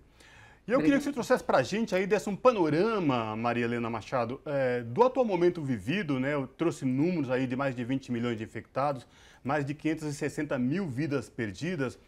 As pessoas estão achando que a pandemia já acabou. É isso mesmo? Infelizmente não, né? A pandemia não acabou. Ao contrário, nós estamos passando por uma fase delicada, que são as novas cepas, né? Que faz a gente ficar atento às variantes que tem aí, preocupa muito. E mais que isso, estamos longe de pensar em final de pandemia, com em torno de mais de 1.000 mortes por dia. O nível de contaminação não tem caído, ao contrário, né? E mais grave ainda, imaginar que nós temos uma população pequena, relativamente pequena, da população brasileira vacinada na primeira dose e aí quando tem já definido e tomada as 2 doses, né? Além disso, nós estamos falando de um sistema de saúde cansado, exausto, né, com muitos problemas e com sinais de exaustão absoluta, né? O que nós estamos falando aqui, quando eu falo sistema, eu estou falando basicamente dos 3,5 milhões de trabalhadores que compõem o Sistema Único de Saúde. Sem dúvida. Maria Helena, queria falar um pouquinho mais detalhadamente sobre a questão da imunização. Faz um tempinho que eu e o Cosmo não tratamos sobre isso aqui, então acho importante novamente falar sobre a importância das 2 doses tecnicamente, porque a gente tem hoje quase 50% da população vacinada com a primeira dose, no entanto, 21% com a segunda. E há um fator das pessoas que não voltam para a segunda dose. E aí os fatores são muitos. Dificuldade de acesso, falta de informação. Eu cheguei a ouvir em algum noticiário medo porque teve algum tipo de reação, enfim. Explica pra gente, pro nosso público, pros leigos como nós, por que, afinal de contas, é importante, quando não é dose única, a vacina em 2 doses, tomar as 2 doses. A importância da vacina, né, ela vem se mostrando no Brasil há tantos anos, né, que é absolutamente fundamental. Ela já erradicou doenças assim, fundamentais que estavam preocupando muito a toda a camada da população de crianças, bem jovens, né, que a gente sabe aí dos grandes avanços que a vacina nos traz. Inclusive a vacina contra a gripe, né, que salva vidas o tempo todo. E a pandemia, a Covid-19, ela precisa, e não foi à toa que ela correu, e todos os cientistas buscaram juntos no mundo construir e produzir de uma forma linda, né, a vacina que hoje nos protege. Eu fico assim, bastante, não é a minha área, né, que na vacina não é bem a minha área de atuação na Fundação Oswaldo Cruz, mas eu te digo que é a única coisa que salva. Isso e, evidentemente, o isolamento, o afastamento dentro do limite que é possível, o uso de máscara, né, o álcool gel, quer dizer, um conjunto de medidas absolutamente, que eu chamaria civilizatória. O mundo caminha para isso. No Brasil também tem que buscar esse exemplo.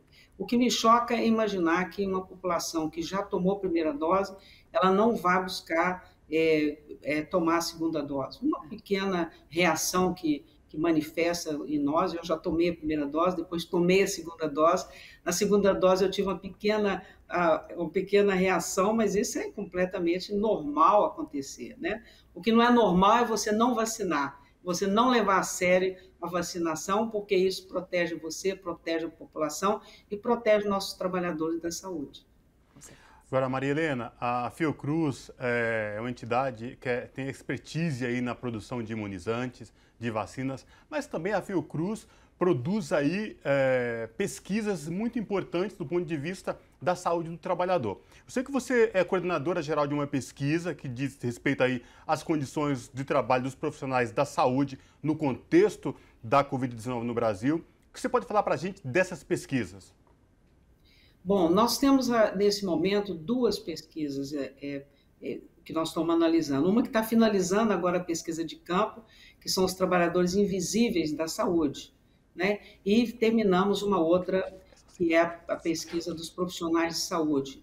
A primeira nós trabalhamos e analisamos os dados de profissionais de nível superior, todas as 14 profissões que estão definidas pelo Conselho Nacional de Saúde, e a segunda abrange muito mais gente, muito mais trabalhadores, que diz respeito a toda a área de nível médio, nível auxiliar, nível técnico e nível de apoio do sistema de saúde. Nessa primeira pesquisa dos profissionais de saúde, já aponta problemas severos. Infelizmente, a nossa pesquisa não traz dados tranquilos, e muito menos dados animadores, né? Na verdade, traz dados preocupantes, traz dados mostrando o esgotamento desses trabalhadores, estresse muito grande, sinais de adoecimento físico e mental, forte sentimento de insegurança, desconforto, sofrimento, tristeza, angústia e muita depressão. Além de tudo isso, nós temos que vimos na pesquisa dados também que nos assustam em relação às perdas de direitos trabalhistas. Por incrível que pareça, os trabalhadores da saúde, que de um modo geral no mundo são protegidos, são amados pela população, protegidos e cuidados pela gestão pública, no Brasil isso não está ocorrendo. O que a gente vê é muita queixa, muita denúncia dos profissionais de saúde, que mostra problemas com EPI, problemas de imunização, muitos deles tendo que entrar na justiça para conseguir ser imunizados. Para mim, isso é uma situação inimaginável, né? Então, o que mais nos preocupa é que nós estamos com uma pandemia com mais de 20 milhões de contaminados, quase 600 mil mortos, e vimos uma contingente de trabalhadores exausto.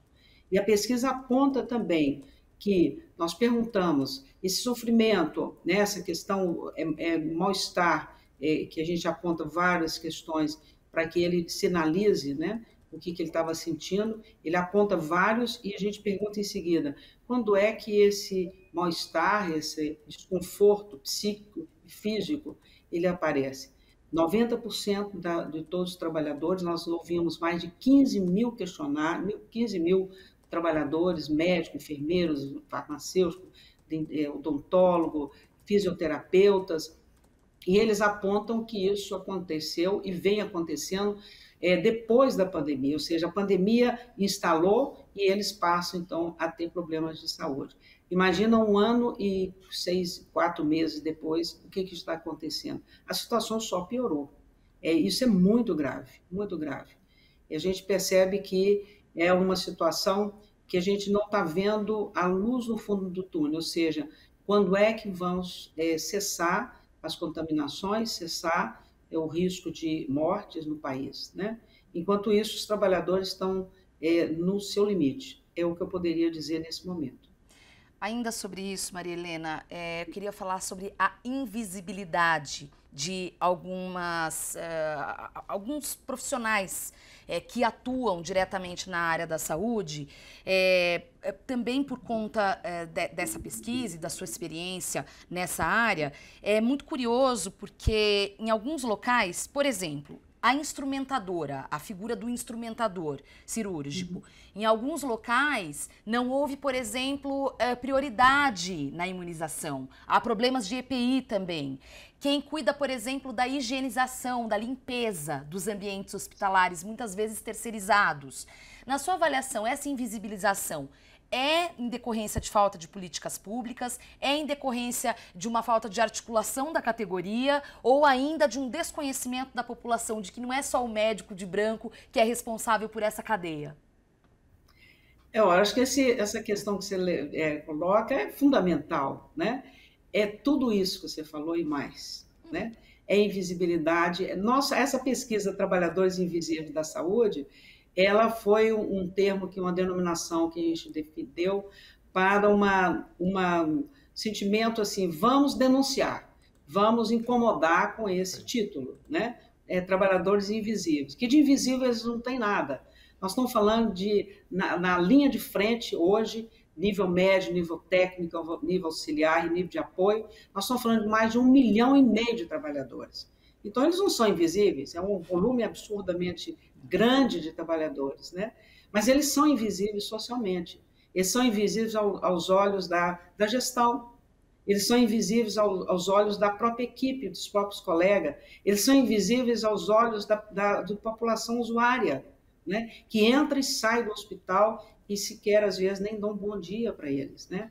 Quando você fala do instrumentador cirúrgico, quando você fala da pessoa da limpeza, e diria mais, quando você pode falar também daqueles que fazem o raio-x, né? Todo o pessoal de técnico de raio-x, nós fizemos lives com eles, fazem parte da nossa pesquisa, eles falam, por incrível que pareça, o gestor questiona por que nós estamos reivindicando equipamentos de proteção. Afinal de contas, nós não estamos diretamente vinculados ao paciente. Quer dizer, um completo absurdo. O paciente, antes do diagnóstico firmado, ele passa sim pelo raio-x, ele passa sim pela radiologia. Então, como eles não estão lidando com a população adoecida? É um completo absurdo isso. O instrumentador cirúrgico também é uma situação delicada. Aquele que limpa, que higieniza o espaço, seja hospitalar, ambulatorial, das UPAs,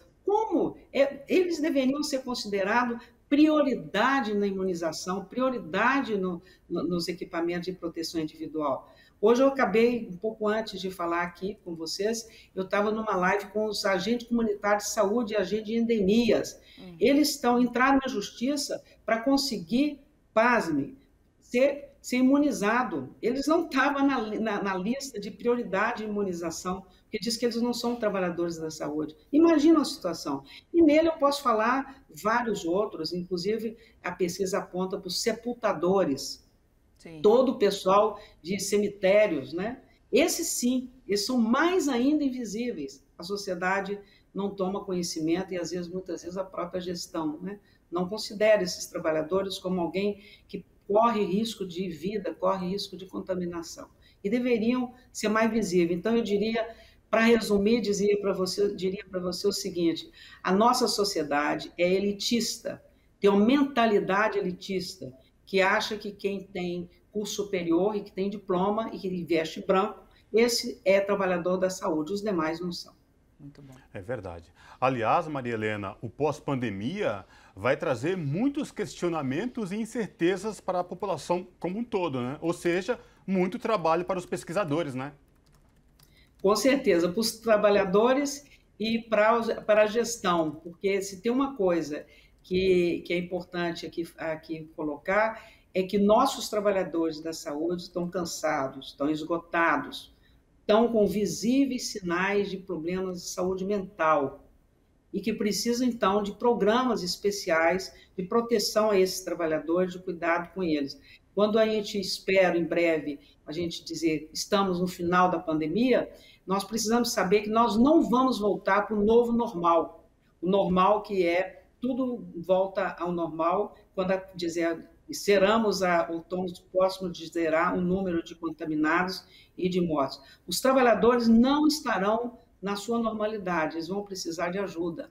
Então, antes da gente pensar para a sociedade, a gente deveria estar voltados para pensar como é que nós vamos estar dando apoio e proteção aos nossos trabalhadores. Daí, eu acho que a pesquisa pode ajudar bastante, né? Eu espero que a nossa pesquisa, a pesquisa da Fundação Oswaldo Cruz, possa ajudar a desvendar essa realidade. Como é que estão esses trabalhadores, as condições de trabalho, né? Nós temos um apoio muito grande do movimento sindical e a gente espera, junto com os gestores, com o CONAS, com a Nasemes, com o Conselho Nacional que está nos apoiando, né?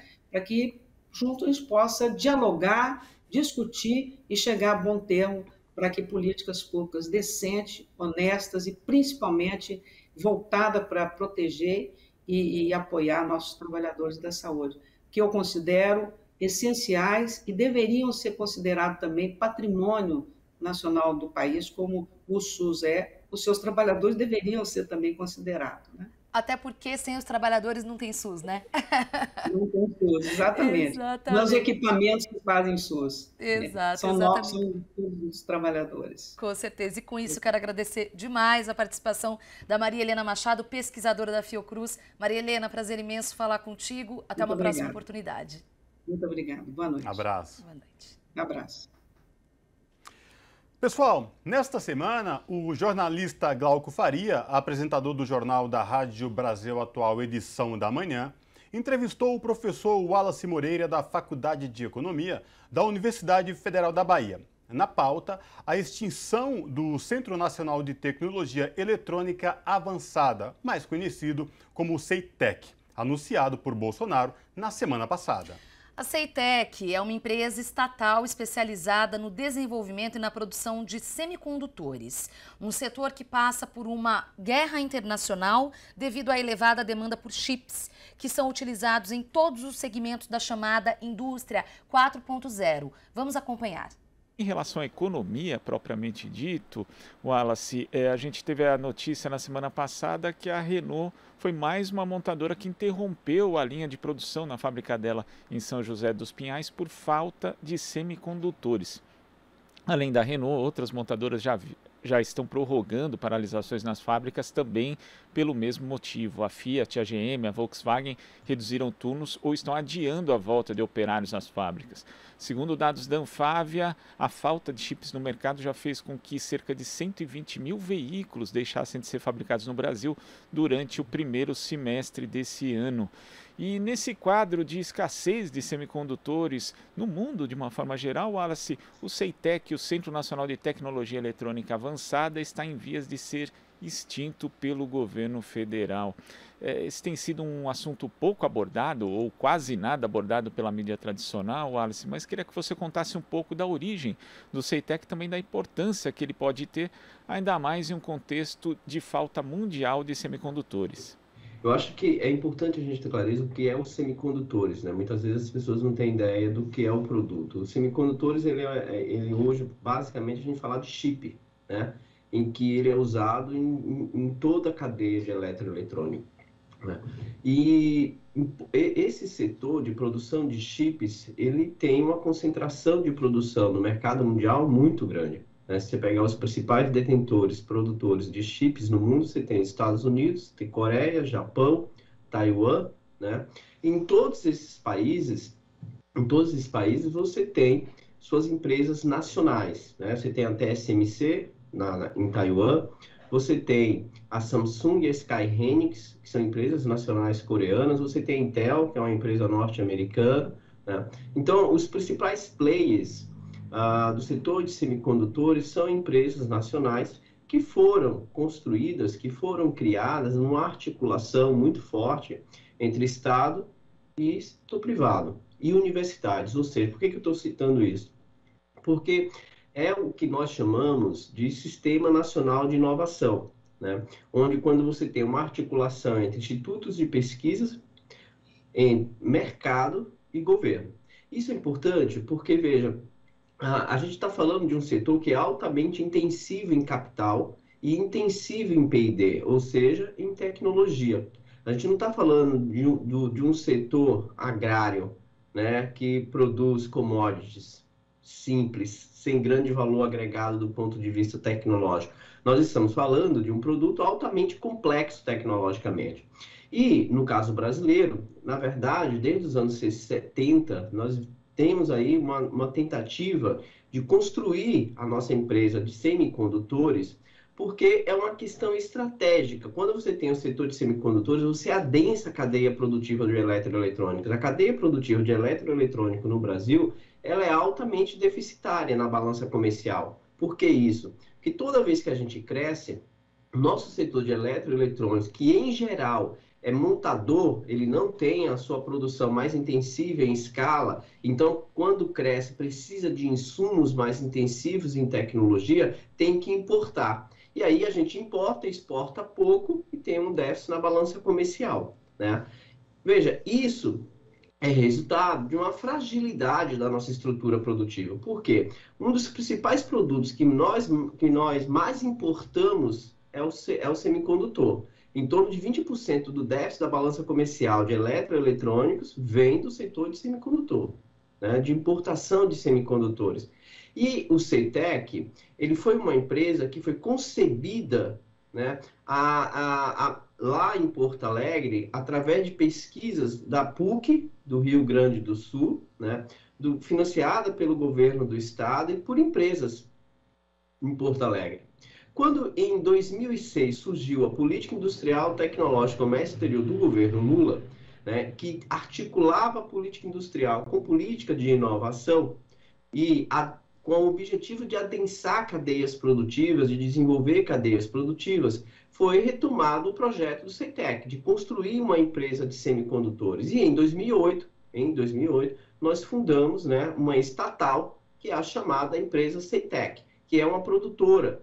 Ela opera na alta cadeia produtiva, em fabless, né? Ela seria uma empresa mais de design, uma empresa mais que a gente chama de integrada, em que ela consegue fazer toda a cadeia produtiva, né, dentro do setor de semicondutores.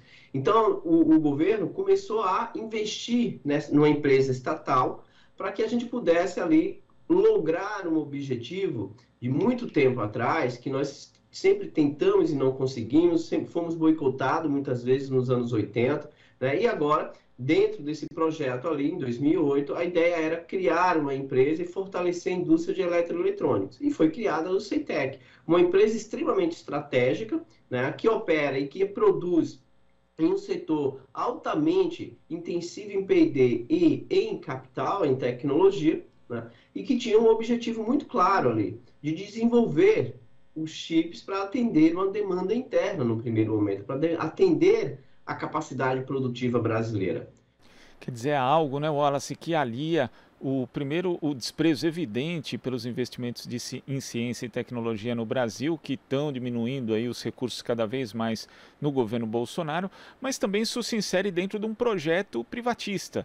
E o CEITEC não é o único nesse ponto, né? Quando a gente analisa, por exemplo, a questão da privatização dos Correios, vê que a atitude é muito semelhante, né? Na verdade, é uma questão de se abrir ao capital internacional e perder cada vez mais soberania, perder cada vez mais a possibilidade de controle. No caso do CEITEC, por exemplo, como você citou, houve um investimento, inclusive, em pessoas para que elas estudassem e se especializassem. Agora esse conhecimento vai ser desprezado ou essas pessoas vão, na verdade, ir para outros países, né? Então, e isso acaba comprometendo, inclusive, a questão do emprego, com a paralisação das fábricas. Daqui a pouco as montadoras podem começar a demitir também. Então é um efeito em cadeia muito ruim, né? Mas faz parte de um projeto, né, Wallace? Não é algo isolado, não é simplesmente vamos fechar aqui com essa justificativa que você já falou que não tem cabimento de que é uma empresa que dá prejuízo.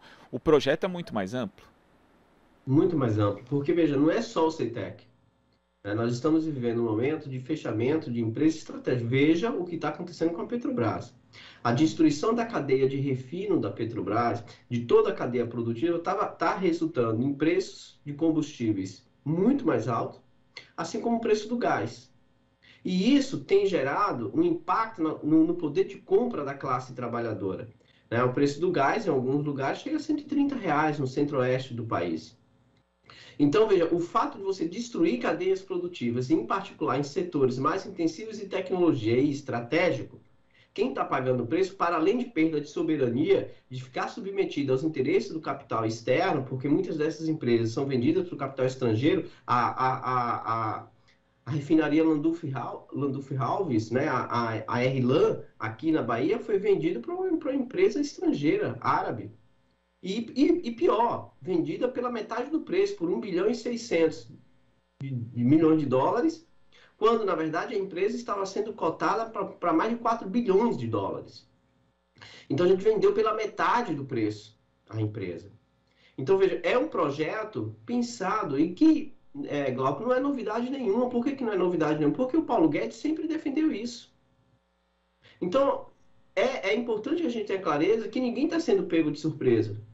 Era uma proposta do Paulo Guedes, em um slide de projeto de governo deles, de 15 slidezinhos, lâminas, né? Apresentou o projeto do governo Bolsonaro e o dele era privatizar tudo, não restar nada. Como diz o ex-ministro, passar a boiada. E é isso que eles estão fazendo. Então não é novidade. E por outro lado, é importante que temos mais uma vez clareza, já falei isso aqui outras vezes e faço questão de falar, a grande imprensa apoia essa agenda. Como você falou no início da entrevista, né, a grande imprensa nunca falou do CEITEC. Ignora, fala sempre da crise dos semicondutores, mas ignora. E quando fez uma reportagem, foi no Valor Econômico, uma reportagem altamente depreciativa, sem considerar as características do setor, apenas considerando que é uma empresa que dava prejuízo, que não tinha como levar à frente. Né? Eu desafio a grande imprensa a convidar os engenheiros do CEITEC para estabelecer um bom debate sobre o papel estratégico dessa empresa. E outra, a próxima empresa que a gente está caminhando agora para privatizar são os Correios. Que mais um crime, e esse é um outro grande crime brutal. E quem vai, mais uma vez, pagar o preço da privatização dos Correios é a população mais pobre. Assim como está pagando um preço muito alto, né, com a privatização, com o desmonte da Petrobras. E nesse caso dos Correios também a gente tem uma empresa que do ponto de vista da estratégia é fundamental para o Brasil, né? Não só para o Brasil, todo mundo tem, né? Todos os outros países têm na comunicação postal ali uma ferramenta de importância crucial na promoção do desenvolvimento socioeconômico. Lembrando, inclusive, às vezes as pessoas olham, né, Wallace, agora elas têm uma percepção melhor do que é o SUS, do alcance do SUS, inclusive porque tinha gente que achava que porque pagava plano de saúde não usufruía nada do SUS, o que não era verdade. Hoje esse pensamento já está sendo modificado e o mesmo vale também para o papel dos Correios, que trabalha junto, inclusive hoje na operação estatal de políticas públicas, na distribuição, no transporte de vacinas, por por exemplo. Então, os Correios são uma empresa fundamental para a promoção do desenvolvimento e para a integração nacional que não esteja aí justamente sob o interesse puro, exclusivo do mercado, Wallace. Os Correios é mais um exemplo, Glauco, de que os argumentos não se sustentam e mais um crime contra a soberania. O argumento de privatização dos Correios é que os Correios teve prejuízo. Só que ninguém fala que o prejuízo que os Correios tiveram foi entre 2013 e 2016, e por motivos específicos. Né? Por que isso? A partir de 2010, o governo começou a tirar dividendos muito acima do lucro anual da própria empresa e enxugou o caixa da empresa. Ou seja, a empresa chegou aí a ter uma perda de caixa de 7 bilhões. Né? Entre 2012 e 2013, né, por várias razões, as tarifas de reajuste, não houve reajuste das tarifas postais. E os Correios perderam mais uma vez em torno de 1 bilhão e 200. Só que eles focam nisso e, ao mesmo tempo, dizem que o Correio não tem capacidade de se modernizar. Só que o Correio, ano passado, apresentou lucro extraordinário, né, dentro do novo mercado, dentro da nova conjuntura. Mas não só o ano passado. Os Correios vêm retomando os seus lucros, né, desde 2017. Vêm apresentando lucros. E outra, né, o governo acabou de anunciar, isso é importante, 1 bilhão e 100 de investimento em infraestrutura dos Correios, financiado pelo BNDES, para modernizar o Correio, mais ainda. Para que isso? Que é um modelo, é um comportamento padrão das privatizações no Brasil. A Eletrobras também anunciou agora um investimento de 6 bilhões com dinheiro público. Você investe na estatal, valoriza a empresa e vende a preço abaixo do preço de mercado. E aí o setor privado que pega a empresa, ele não precisa mais investir, o Estado já fez. Foi assim com o sistema de telecomunicação no Brasil. Quem fez o investimento para a expansão de telecomunicação no Brasil foi o Estado, não foi o setor privado. E olha o resultado do que nós temos. Ah, mas hoje todo mundo tem telefone, a que custo? Qual a qualidade desse serviço? Né? Os Correios, eles é uma empresa extremamente estratégica. Se você privatizar os Correios, né, corre-se o risco de demitir 70 mil funcionários, que corresponde aí a quase 70% dos trabalhadores da empresa. Né? Isso é algo extremamente preocupante. Os Correios é uma empresa extremamente estratégica, como você falou, Glauco, porque ela tem uma capacidade de atuação e de logística, de integração e comunicação digital muito grande. E é uma empresa lucrativa. Privatizar uma empresa da natureza dos Correios é um crime contra a soberania. Os Estados Unidos têm Correios que são deficitários. É uma empresa deficitária. E não se privatiza os Correios porque eles mesmos dizem que é uma questão de orgulho nacional, de soberania nacional. Eles não vão privatizar os Correios. O Portugal e a Inglaterra passaram pela privatização dos Correios e vão reestatizar. Por quê? Qual foi o resultado, a consequência da privatização dos Correios? Uma política de valorização de preço, ou seja, de cobrar tarifas mais altas para atender os interesses dos acionistas, penalizando a sociedade com um péssimo serviço por causa do baixo investimento. E é isso que acontece em todo o setor que é privatizado de serviços. Né? Então, privatizar os Correios é um crime em todos os sentidos. E tem uma questão que eu acho extremamente interessante, que é entender as peculiaridades, as características do nosso país. É um país de uma extensão territorial muito grande. E em muitos lugares, né, quem só chega para essas pessoas são os Correios. E não é lucrativo. É porque os Correios, além de ser uma empresa privada que tem lucro, ela também tem uma função de integração social, de integração regional. Então, chegar numa zona rural, né, de uma distância do centro urbano de 30 a 20 quilômetros de estrada de terra, de chão, de pedregulhos, é obrigação dos Correios.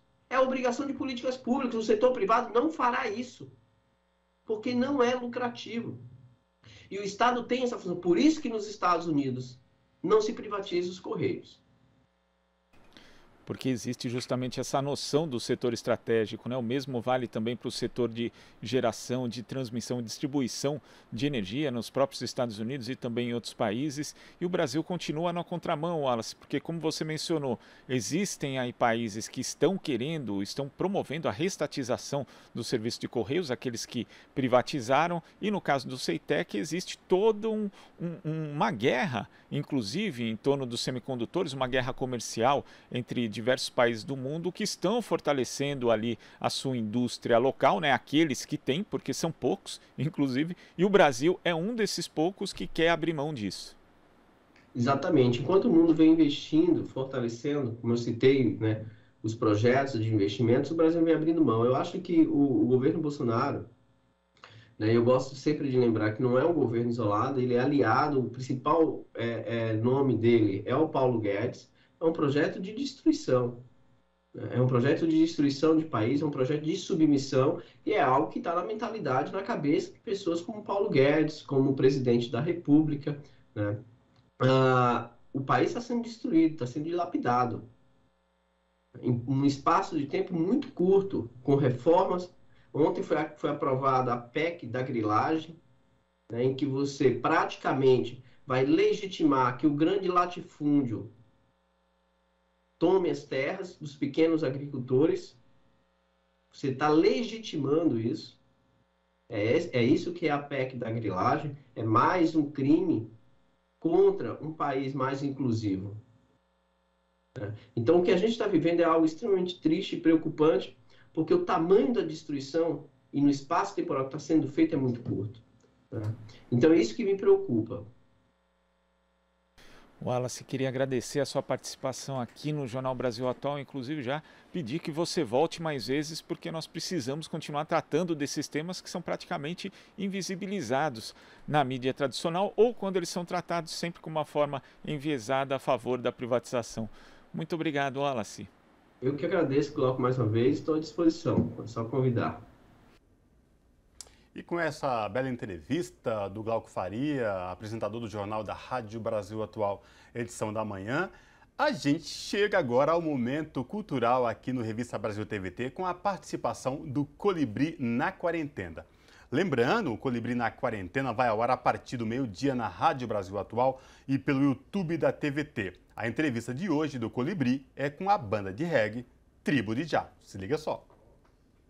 Olá, pessoal da Revista Brasil TVT, salve, salve! Estamos aqui na quarentena com mais de 300 programas, ouvindo artistas de todas as áreas. No programa de hoje, nós vamos celebrar os 35 anos de história da banda de reggae Tribo de Jah. O grupo está lançando um novo álbum com 10 faixas inéditas, até que o bem triunfe no final. Uma conversa com Fauzi Baidun, fundador do grupo, e seu filho Pedro, mais recente integrante. Vamos falar sobre a filosofia reggae. Você sabe, o programa Colibri na Quarentena vai pro ar de segunda a sexta ao meio-dia na Rádio Brasil Atual, 98,9 FM São Paulo e também no YouTube da TVT. Um abração a todos e roda a Tribo de Jah! Uou, uou. A gente tem que aceitar aquilo que é inevitável. Não dá, você tem que aceitar e conviver com isso.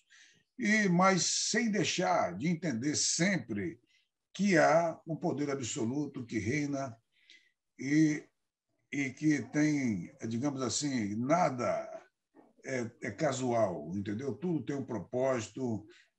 Só para finalizar aqui, muito rapidamente, eu acho, quando eu falo de transição, Colibri, eu estou falando que o mundo, pela dimensão que a humanidade chegou, ele vai passar por processos críticos, porque há muita gente no planeta, problemas climáticos e pá, mas poderia ser muito pior. A gente poderia estar vivendo uma guerra nuclear, tu já pensou? Você fala, pô, não, manda uma pandemiazinha aí que é muito melhor, entendeu? Então, quer dizer, né?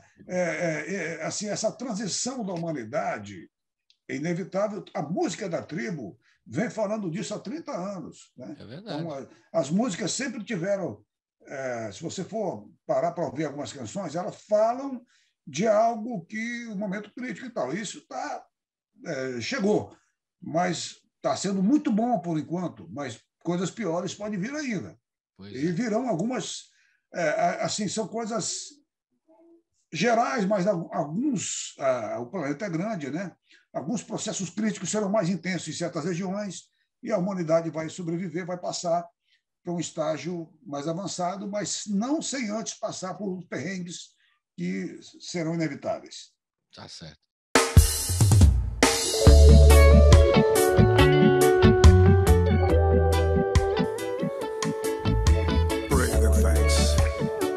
Graças e louvores. Você quer amor? Se você tem amor em Jah, infinito amor, todo teu também será. Quanto mais se der amor, mais amor se receberá. Se você tem amor em Jah, oh Jah, Jah, children, yeah. É só regar pra amor crescer, frutificar. Jah, love reggae, vem regar pra amor crescer e florescer, doce é o amor de Jah.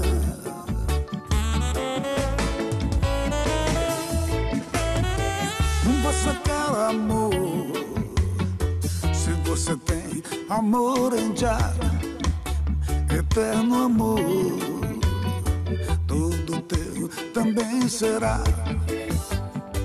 Quanto mais se der amor, mais amor se receberá. Se você tem amor em Jah, oh Jah, Jah, Jah, children, yeah. É só regar pra amor crescer, frutificar. Jah, love reggae, vem regar pra amor crescer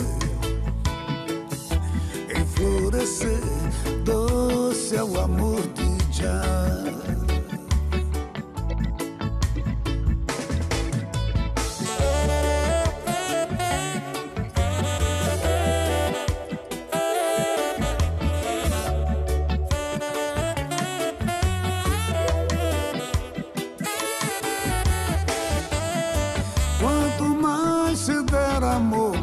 Amor se receberá. Se você tem amor em Jah, oh Jah, Jah, Jah, children, yeah. É só regar pra amor crescer, frutificar. Jah, love reggae, vem regar pra amor crescer e florescer, doce é o amor de Jah.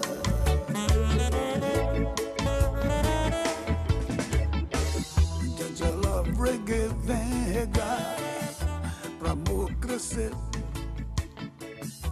e florescer, doce é o amor de Jah.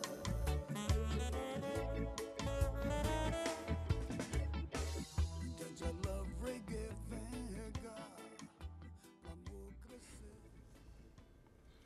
Tribo de Jah, maravilhoso clipe. Para encerrar com alegria esse Revista Brasil TVT, né, Maria Tereza? Com certeza. E que todos nós tenhamos uma boa semana. E antes de me despedir de você, agradecer minha companheira de bancada, Maria Tereza Cruz. Obrigada mais uma vez. Obrigada, Cosmo, por mais essa semana. Obrigada a vocês que ficaram aqui com a gente. Boa semana e até domingo que vem.